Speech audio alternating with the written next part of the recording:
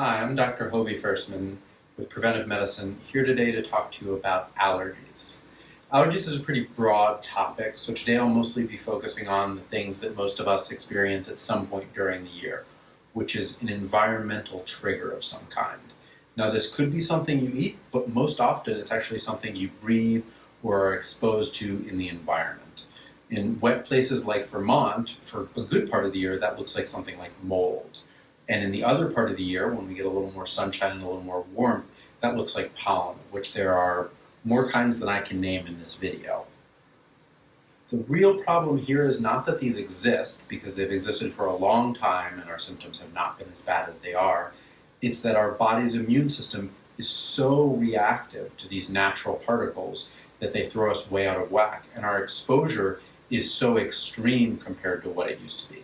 Now, this could be due to increasing temperatures. This could be indoor environments that are less safe than they used to be. There are a lot of factors that really explain why these things may be affecting us more. But the other piece of it is just our overall health, our body's natural metabolism and ability to deal with these toxins and irritants that come into our environment. There's never been a time in human history when we haven't been exposed to mold or other environmental triggers such as cottonwood, pine sap, you name it. These things exist in our world, and that's okay. The bottom line is our body just has to find a way to harmonize with it and deal with it in a way that doesn't worsen how we feel.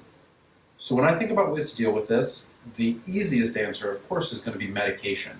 And there are plenty of well-designed, very benign medications that are safe and easy to use to get you over the hump once you've really gotten into that place where your nose is constantly running or your eyes are itchy or your digestion feels off or something just isn't functioning right because you're in this heightened state. Now, to preempt this and to get yourself in a little bit better balance, there are a lot of options that we can do to sort of prevent needing to go in that direction. And ultimately, that's a really good way to go. One option is, of course, testing for allergies, and that can be useful to the extent that you have the ability to avoid these triggers.